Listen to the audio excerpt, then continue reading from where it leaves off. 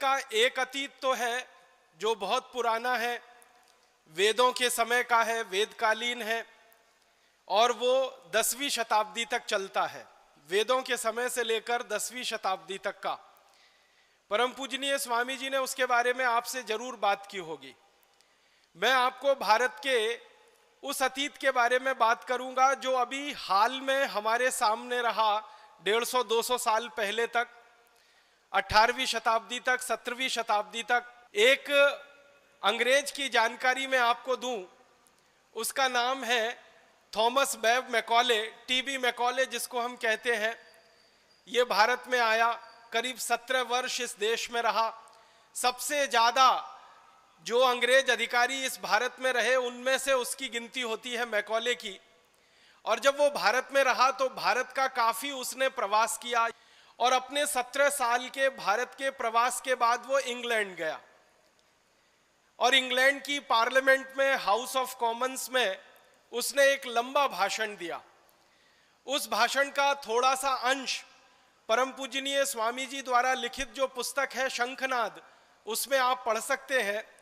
और वो अंश है, वो ये कह रहा है ब्रिटिश पार्लियामेंट के हाउस ऑफ कॉमन्स में, I have travelled length and breadth of this country India, but I have never seen a beggar and thief in this country India. इसका मतलब क्या है?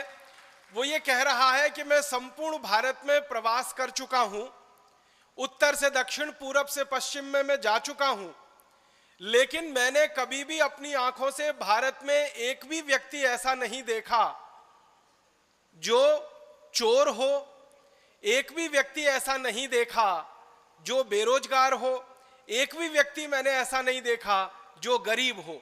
वो कहता है कि भारत में इतना धन और इतनी संपत्ति और इतना वैभव मैंने देखा है कि इन भारतवासियों को गुलाम बनाना बहुत मुश्किल काम है, ये आसान नहीं है।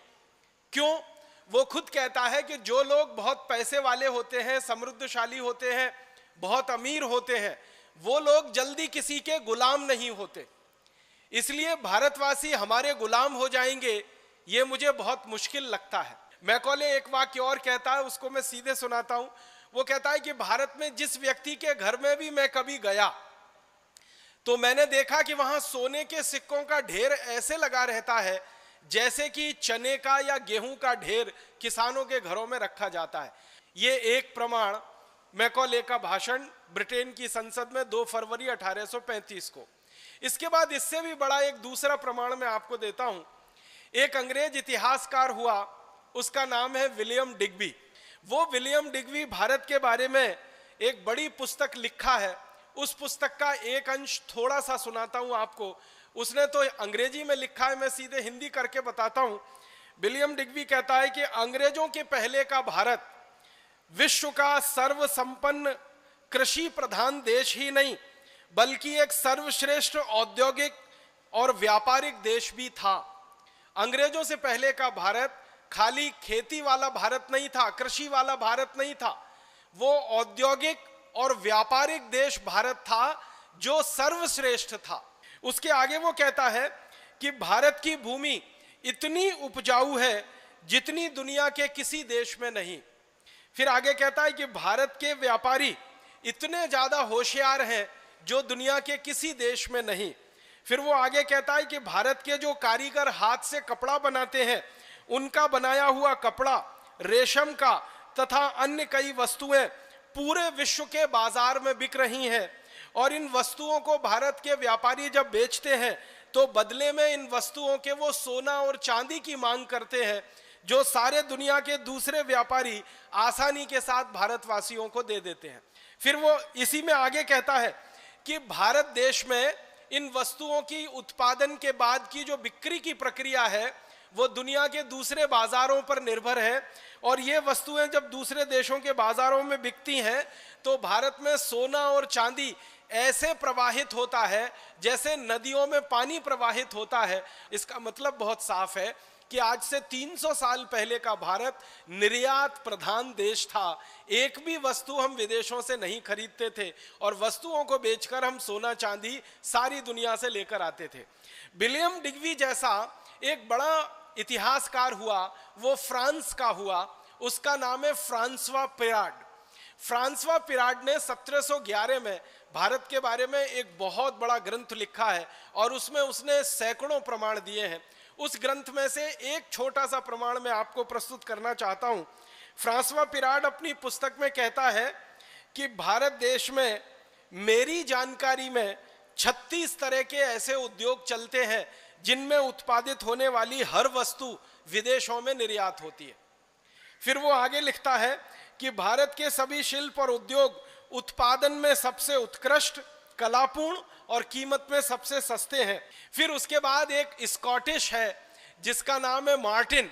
वो इतिहास की पुस्तक में भारत के बारे में कहता है कि ब्रिटेन के निवासी, इंग्लैंड के निवासी जब बर्बर और जंगली जानवरों की तरह से जीवन बिताते रहे, तब भारत में दुनिया का सबसे बेहतरीन कपड़ा बनता था और सारी दुनिया के देशों में बिकता था। और ये मार्टिन नाम का जो स्कॉटिश हिस्टोरियन है, ये कहता है कि मुझे ये स्वीकार करने में कोई शर्म नहीं है कि भारतवासियों ने सारी दुनिया को कपड़ा बनाना और कपड़ा पहनना सिखाया है। सारे इतिहासकार जो भारत के बारे में शोध करते हैं वो ये कहते हैं कि भारत के उद्योगों का और भारत की कृषि व्यवस्था का, भारत के व्यापार का सारी दुनिया में कोई मुकाबला नहीं है। अब इसके आगे एक छोटी सी जानकारी मैं देना चाहता हूं। अंग्रेजों की संसद में भारत के बारे में बार बार समय समय पर बहस होती रही है। तो सन 1813 में भारत के बारे में एक बहस हो रही है। तो भारत की आर्थिक स्थिति के बारे में कहा जा रहा है कि सारी दुनिया में जो कुल उत्पादन होता है उसका 43% उत्पादन अकेले भारत में होता है। लोहा इस्पात बनाने की जो टेक्नोलॉजी भारत में रही है वैसी दुनिया में किसी देश के पास नहीं है। अंग्रेजों का ये जो अधिकारी है कैम्पबेल, वो ये कहता है कि भारत का बनाया हुआ लोहा, भारत का बनाया हुआ इस्पात सारी दुनिया में सर्वश्रेष्ठ माना जाता है। और ये जो सारी दुनिया में सर्वश्रेष्ठ माना जाता है उसके बारे में वो एक मुहावरा दे रहा है और वो कह रहा है कि इंग्लैंड में या यूरोप में अच्छे से अच्छा जो लोहा बनता है वो भारत के घटिया से घटिया लोहे का भी मुकाबला नहीं कर सकता। एक जेम्स फ्रैंकलिन नाम का अंग्रेज है, बहुत बड़ा मेटलर्जिस्ट उसको माना जाता है, बहुत बड़ा उसको जो है धातुकर्मी विशेषज्ञ माना जाता है। वो ये कहता है कि भारत का स्टील दुनिया में सर्वश्रेष्ठ है। यूरोप में सबसे अच्छा स्टील इस समय बनता है स्वीडन में, लेकिन भारत का स्टील उससे कई गुना अच्छा है। भारत के कारीगर स्टील को बनाने के लिए जो भट्टियां तैयार करते हैं, जिनको हम अंग्रेजी में ब्लास्ट फर्नेस कहते हैं, वह दुनिया में कोई नहीं बना पाता। वो कहता है कि इंग्लैंड में लोहा बनाना तो हमने 1825 के बाद शुरू किया, भारत में तो लोहा 10वीं शताब्दी से ही हजारों हजारों टन में बनता रहा है और दुनिया के देशों में बिकता रहा है। अब इसके थोड़ा आगे चलूं, अगर स्टील इतनी अच्छी क्वालिटी का है तो एक अंग्रेज अधिकारी है, उसका नाम है lieutenant colonel A walker.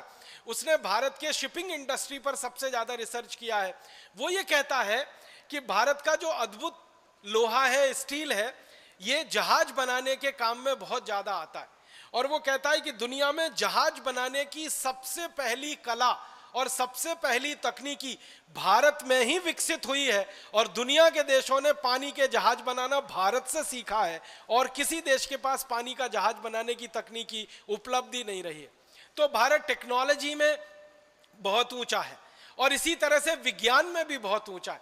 Bharat के विज्ञान के बारे में एक दो नहीं 20 अंग्रेजों ने रिसर्च की है, शोध की है, और वो ये कहते हैं कि भारत में विज्ञान की 20 से ज्यादा शाखाएं हैं जो बहुत ज्यादा पुष्पित और पल्लवित हुई हैं। एक बात आप सभी जानते हैं, वो ये कि एक यूरोप का वैज्ञानिक हुआ, उसका नाम है कॉपरनिकस। कॉपरनिकस के बारे में सारी दुनिया ये कहती है कि उसने पहली बार बताया कि सूर्य का पृथ्वी के साथ क्या संबंध है। पहली बार सारी दुनिया को पृथ्वी और सूर्य के अंतर संबंधों के बारे में बताने वाला यूरोप का वैज्ञानिक कॉपरनिकस माना जाता है। और उस कॉपरनिकस के बारे में यह भी कहा जाता है कि वो पहला यूरोपियन वैज्ञानिक है जिसने सूर्य से पृथ्वी की दूरी का अनुमान लगाया।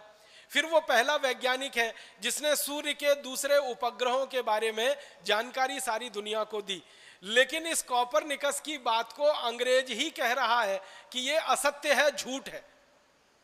वो ये कह रहा है वॉकर कि अंग्रेजों के हजारों साल पहले, यूरोपियन लोगों के हजारों साल पहले भारत में ऐसे विशेषज्ञ वैज्ञानिक हुए हैं जिन्होंने पृथ्वी से सूर्य की दूरी का ठीक ठीक पता लगाया है और भारत के शास्त्रों में उसको दर्ज कराया। यजुर्वेद में विशेष रूप से ऐसे बहुत सारे सूत्र हैं, श्लोक हैं, मंत्र हैं जिनसे बहुत सारा स्पष्ट ज्ञान मिलता है खगोल शास्त्र का। आपको सुन के हैरानी होगी कि कोपरनिकस का जिस दिन जन्म हुआ था यूरोप में, उससे ठीक लगभग 1000 साल पहले एक भारतीय वैज्ञानिक ने पृथ्वी से और सूर्य की दूरी कितनी है बिल्कुल ठीक ठीक नाप उन्होंने बता दिया था। और हमारे वो वैज्ञानिक का नाम था आर्यभट्ट। आर्यभट्ट की जो दूरी है, आप हैरान हो जाएंगे, कोपरनिकस ने जितनी दूरी नापी है मील में, वो सारी की सारी दूरी आर्यभट्ट ने कोपरनिकस के जन्म के 1000 साल पहले नाप ली थी। और जितनी दूरी श्री आर्यभट्ट जी ने कह दी है, उस दूरी में 1 इंच इधर और उधर यूरोप का वैज्ञानिक कर नहीं पाया। वही दूरी आज यूरोप में मानी जाती है, अमेरिका में मानी जाती है, प्रमाणित है।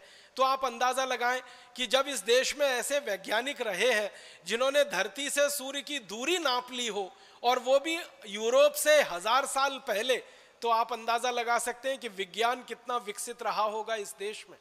इसका माने भारत के वैज्ञानिकों की नक्षत्रों के बारे में, खगोल विद्या के बारे में बहुत गहरी गहरी रिसर्च है, शोध है, ये इसी के आधार पर हो सकता है।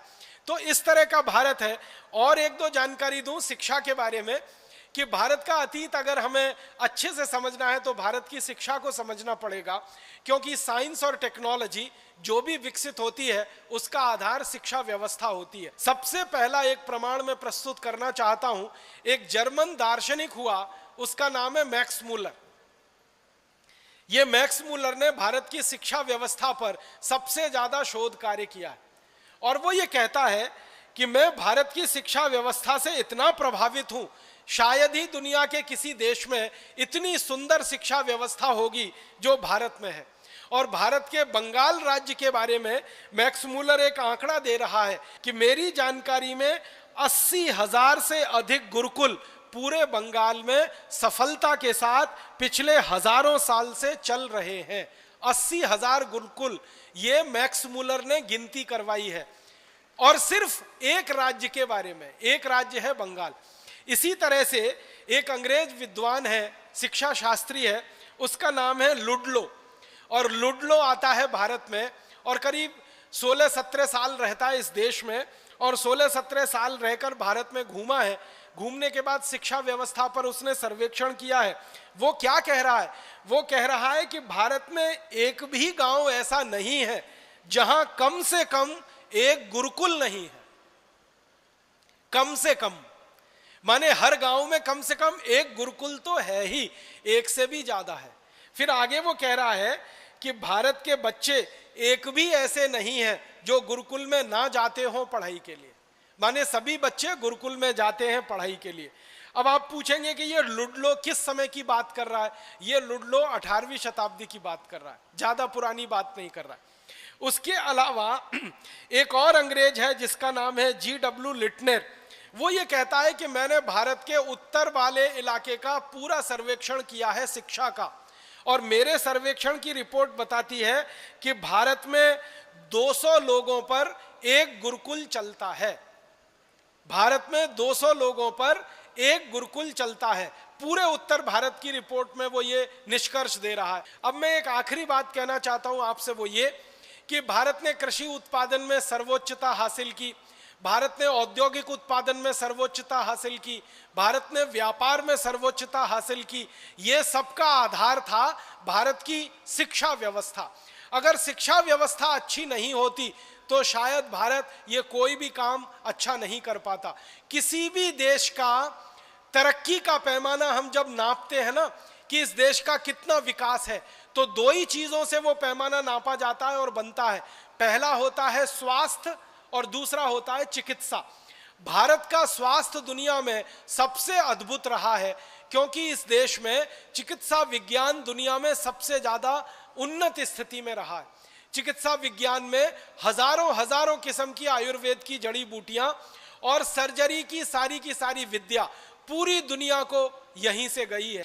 तो भारत चिकित्सा में बहुत ऊंचा, भारत तकनीकी में बहुत ऊंचा, भारत विज्ञान में बहुत ऊंचा, भारत उद्योग में बहुत ऊंचा, और इन सब के बाद भारत व्यापार में बहुत ऊंचा, और ये सबका आधार भारत शिक्षा व्यवस्था में सबसे ऊंचा। ऐसा अद्भुत देश हमारा भारत रहा है जो अंग्रेजों के आने के पहले तक था। तो फिर आप बोलेंगे इतनी गिरावट भारत में कैसे आई? ये सारी गिरावट भारत में आई अंग्रेजों की नीतियों के कारण और अंग्रेजों के कानूनों के कारण। अंग्रेजों ने देखा कि भारत की सारी व्यवस्थाएं इतनी अद्भुत हैं, तो इन सारी व्यवस्थाओं को खत्म करना है, तोड़ना है, क्योंकि गुलाम बनाना है भारत को। मैकॉले कहता है कि भारत को गुलाम बनाना है तो भारत की संस्कृति, सभ्यता, शिक्षा, इन सब का नाश करना पड़ेगा। तो उनका नाश करने के लिए उन्होंने कानून बनाए। सबसे पहले एक कानून बनाया, इंडियन एजुकेशन एक्ट, और उस कानून के आधार पर भारत के गुरुकुल बंद किए गए और धीरे धीरे भारत की शिक्षा व्यवस्था का नाश हो गया। फिर अंग्रेजों ने एक दूसरा कानून बनाया कि भारत की वस्तुओं पर ज्यादा से ज्यादा कर लगाओ और अंग्रेजी वस्तुओं को भारत में टैक्स फ्री कराओ। उसके बाद भारत के कारखाने बंद हो गए, फिर भारत का निर्यात खत्म हो गया। फिर भारत की कृषि व्यवस्था के लिए अंग्रेजों ने कानून बनाया कि किसानों के ऊपर 90% लगान लगाओ और किसानों की जमीनें छीनने के लिए लैंड एक्विजिशन एक्ट बनाओ। उसके बाद हिंदुस्तान के किसान बर्बाद हो गए। फिर किसानों के काम आने वाली गाय और बैल, इनका कत्ल कराओ, और सबसे पहला कत्ल खाना अंग्रेजों ने शुरू किया कलकत्ता में, जो आज भी चल रहा है। अंग्रेज उसमें 350 गाय रोज काटते थे, अब उस कत्ल खाने में 14,000 गाय रोज कट रही है। तो ये सारी की सारी दुर्व्यवस्था जो हमारे यहाँ पैदा हुई, वो अंग्रेजों की गलत नीतियों के कारण और अंग्रेजों के गलत शासन व्यवस्था के कानूनों के कारण हुई।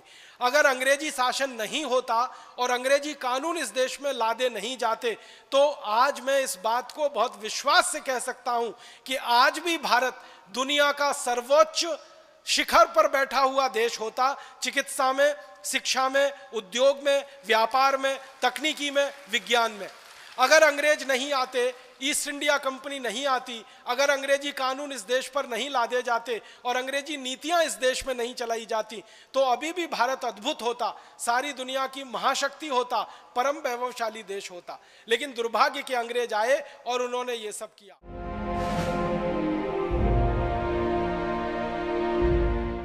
भारत स्वाभिमान का जो अभियान अपने भारत में परम पूजनीय स्वामी जी के नेतृत्व में जो शुरू हुआ है, ये अभियान भारत की दशा को और दिशा को ठीक करने वाला है। भारत की गरीबी, भारत की भुखमरी, भारत की बेरोजगारी, भारत के किसानों की बेबसी, भारत के मजदूरों की लाचारी, हमारे देश की महिलाओं बहनों पर होने वाले अत्याचार, हमारी माताओं बहनों की लुटने वाली इज्जत, ये जो सारे गंभीर प्रश्न पैदा हुए हैं हमारे देश में, इन प्रश्नों का समाधान ढूंढने का प्रयास है ये भारत स्वाभिमान का अभियान। और इस अभियान की सफलता 100% निश्चित है। ये अभियान पूरी तरह से सफल होगा। श्री राम ने भी रावण को मारकर व्यवस्था परिवर्तन ही किया था, आप ध्यान रखिएगा। खाली सत्ता परिवर्तन नहीं किया था, व्यवस्था परिवर्तन किया था और व्यवस्था को आमूलचूल बदल दिया था। श्री कृष्ण ने कंस को मारकर व्यवस्था परिवर्तन किया था, पूरी व्यवस्था को आमूलचूल बदल दिया था। तो सारे महापुरुष इस देश में जो आते रहे हैं, व्यवस्था परिवर्तन के काम के लिए आए हैं। सत्ता परिवर्तन किसी का लक्ष्य नहीं था, लेकिन व्यवस्था परिवर्तन होने के लिए सत्ता परिवर्तन पहला चरण होता है, इसलिए उन्होंने सत्ता का भी परिवर्तन किया था और अंत में व्यवस्था का भी परिवर्तन किया था। भारत स्वाभिमान अभियान का भी उद्देश्य बिल्कुल स्पष्ट है कि हमें व्यवस्था परिवर्तन ही करना है। इसमें से सत्ता परिवर्तन हो जाए तो वो हमारे लिए पहले चरण की बात है, हमारा अंतिम चरण तो व्यवस्था परिवर्तन का काम है। तो हमारे सेनापति परम पूजनीय स्वामी रामदेव जी, हमारे शुभेच्छक, हमको आशीर्वाद देने वाले परम पूजनीय आचार्य श्री, ये सब हमारे साथ में हैं, आशीर्वाद दे रहे हैं, शुभकामनाएं दे रहे हैं, हमारे साथ हमको उत्साह दे रहे हैं, हमको दिशा दिखा रहे हैं, रास्ता बता रहे हैं। क्योंकि दिशा और रास्ते का बड़ा महत्व होता है व्यवस्था परिवर्तन के काम में। थोड़ी सी दिशा भटक जाए तो पूरा आंदोलन खत्म हो जाता है। अपने व्यक्तिगत जीवन से अंग्रेजियत को हटाना है, अपने राष्ट्र जीवन से अंग्रेजियत को हटाना है, अपने व्यक्तिगत जीवन से अंग्रेजी भाषा को हटाना है, अपने राष्ट्र जीवन से भी अंग्रेजी भाषा को हटाना है, अपने व्यक्तिगत जीवन से अंग्रेजी भूषा को हटाना है, अपने राष्ट्र जीवन के एक एक स्तर से अंग्रेजियत को हटाना है। इन सब हटाने के अभियानों में हम सब सेनानी बनेंगे और हमारे सेनापति परम पूजनीय स्वामी जी का एक एक निर्देश और एक एक आदेश का अपने जीवन के अंतिम दिन तक पालन करेंगे, क्योंकि संगठन जो होता है पूर्ण अनुशासन से चले तभी सफलता हासिल करता है। 1857 की आज़ादी में पूरे संगठन ने तय किया था 31 मई को सारे देश में एक साथ आज़ादी की लड़ाई शुरू होगी, लेकिन कुछ अति उत्साही क्रांतिवीर नौजवानों ने 31 मई की तारीख को भुला दिया। 10 मई को ही सारा आज़ादी का लड़ाई का काम शुरू कर दिया। संगठन का निर्देश उस समय चूक गए मानने से परिणाम ये हुआ कि हम आज़ादी हासिल करने में 100 साल पीछे चले गए। 5000 विदेशी ईस्ट इंडिया कंपनियां आज इस देश में हैं। देश का आने वाला समय कैसा होगा, इस अंदाजे को मन में रखकर आप तैयार होइए, संकल्प करिए और इस देश में फिर से एक बड़ा आंदोलन शुरू करिए, स्वदेशी का, स्वराज्य का, अपने देश की आज़ादी को बचाने का, अपनी स्वतंत्रता को बचाने का, अपने स्वराज्य और स्वतंत्रता को पूर्ण रूप से स्थापित कराने का। और उसी आंदोलन का नाम है भारत स्वाभिमान, उसी अभियान का नाम है भारत स्वाभिमान। तो आप सब भारत स्वाभिमान के सक्रिय सेनानी बने और हमारे सेनापति परम पूजनीय स्वामी जी के निर्देशन में अपनी पूरी जिंदगी की सार्थकता इसी काम में ढूंढें और खोजें कि हम भारत की दोबारा गुलामी आने नहीं देंगे और आधी अधूरी आज़ादी को पूरी आज़ादी में परिवर्तित करेंगे। भूतकाल में जो भारत सोने की चिड़िया था, सारी दुनिया का विश्व गुरु था, भविष्य में भी भारत सोने की चिड़िया और विश्व गुरु बनेगा, ऐसी हमारे मन में दृढ़ संकल्प की भावना हो। ईश्वर हमको इसके लिए ताकत दे, शक्ति दे, संकल्प दे। इस भावना के साथ आभार, धन्यवाद। स्वतंत्रता आना अभी बाकी है, स्वराज्य आना अभी बाकी है। अपना राज्य, अपना तंत्र, अपनी भाषा, अपनी भूषा, अपना भोजन, अपना भजन, अपने वस्तुएं, सब कुछ अपना हो, ऐसी आज़ादी अभी आना बाकी है। और उस आज़ादी के लिए भारत स्वाभिमान का गठन हुआ है और हम सबको उसी उद्देश्य के लिए लगना है। एक संकल्प हम सब अपने मन में करके यहाँ से उठें कि जो आज़ादी आई है वो अधूरी है, पूरी नहीं है। जो स्वतंत्रता आई है उसमें अपना तंत्र नहीं बन पाया है। जो स्वराज्य हमें मिला है इसमें अपना राज्य स्थापित अभी तक नहीं हो पाया है। जो भाषा हमें मिली है ये अपनी नहीं है। जो भूषा मिली है वो अपनी नहीं है। जो भोजन मिला है हमें अंग्रेजियत का वो अपना नहीं है। तो भाषा, भूषा, भोजन, भजन, भेषज सब अपना हो, तंत्र अपना हो, राज्य अपना हो, ऐसी एक आदर्श व्यवस्था स्थापित करने के लिए भारत स्वाभिमान का गठन हुआ है। हम सब इसके सिपाही हैं, स्वामी जी इसके सेनापति हैं, उनका निर्देश और आदेश मिलेगा और इसी भारत स्वाभिमान में हम लगेंगे। ऐसा बोलकर आप सभी को आभार, धन्यवाद, प्रणाम। भारत माता की जय।